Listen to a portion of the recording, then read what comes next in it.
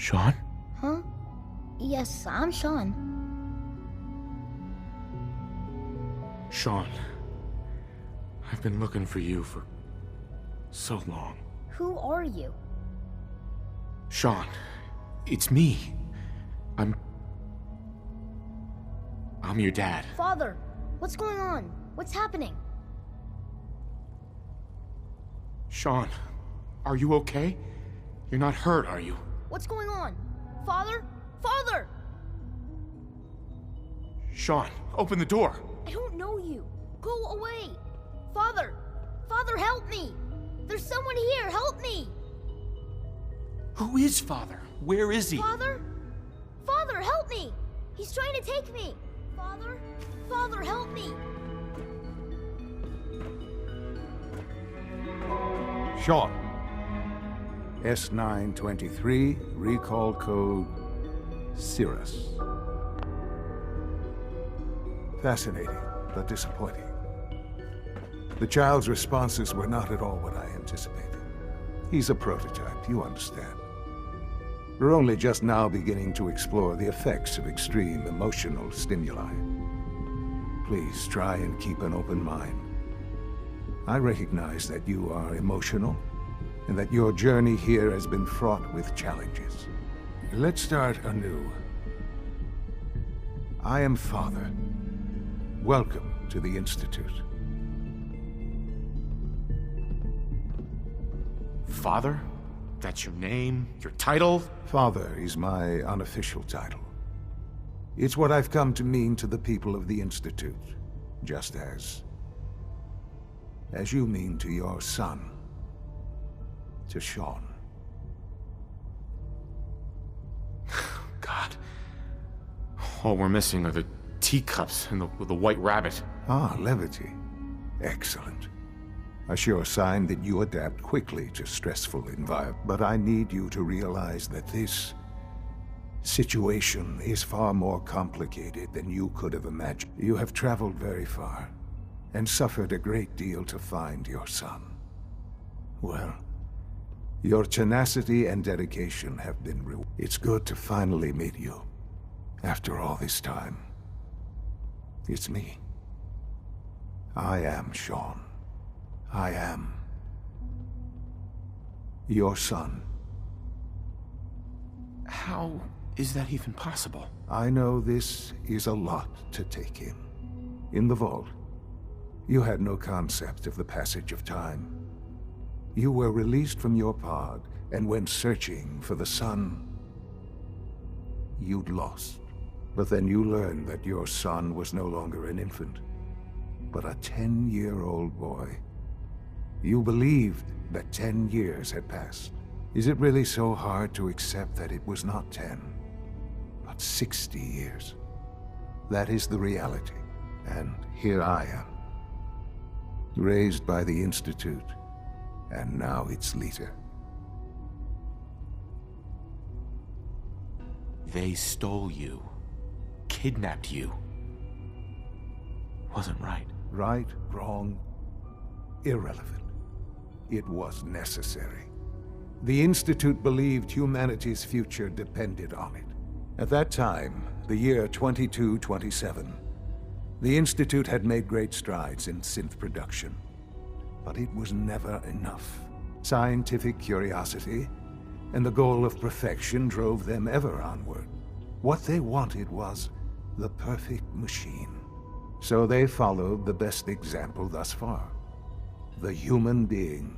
Walking, talking, fully articulate, capable of anything.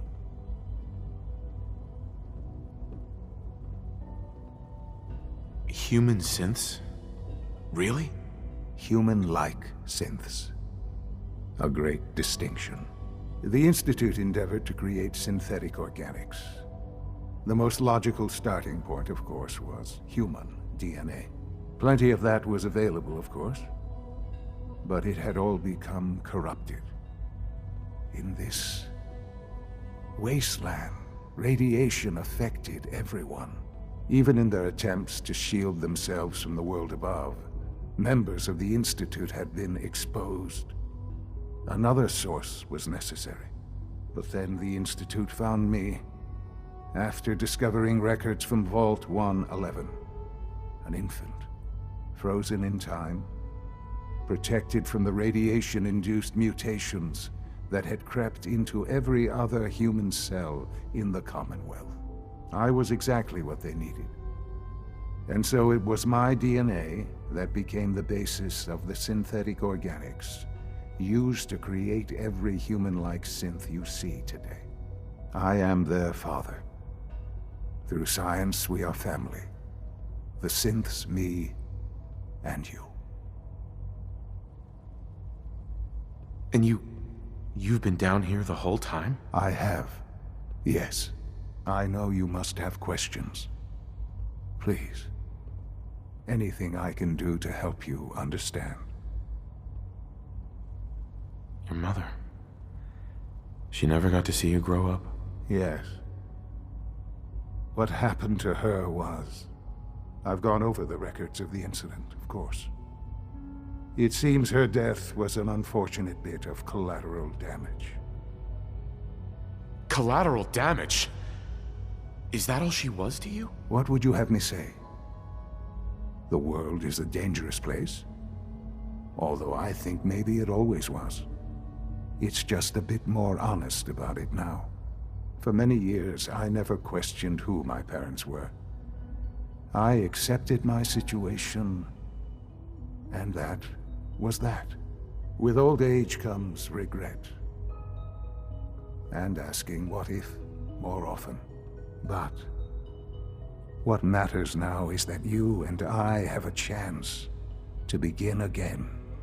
What else can I say to ease your mind? I think I've heard enough for now. Very well. The Institute is on the verge of some important breakthroughs. Your presence would be appreciated as we approach them. I've been a part of something amazing here. I've helped to build a life for myself and the people of the Institute. And now, after all these years, you have an opportunity to help with that. Doesn't that intrigue you? Isn't that what you want? Maybe. I don't know. This is so much to take in. I know. And I am sorry. You have been through so much in such a short time. The Institute can provide a better life than anything above ground. You've been in the Commonwealth. You've seen what it's like. I assure you that you are better off with us.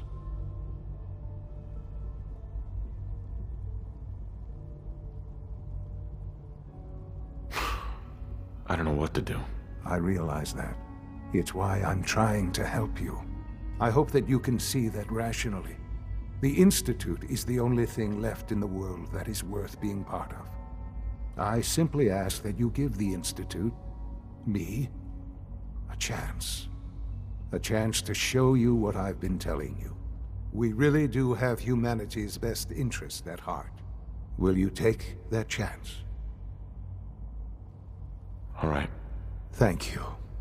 The Institute is now your home as much as it is mine. Please take some time, get to know it. Meet the people you'll be working with. You'll want to introduce yourself to the division heads.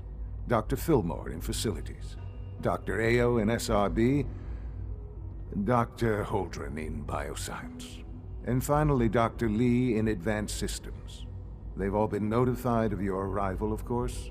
Meet them, and then we'll discuss what comes next.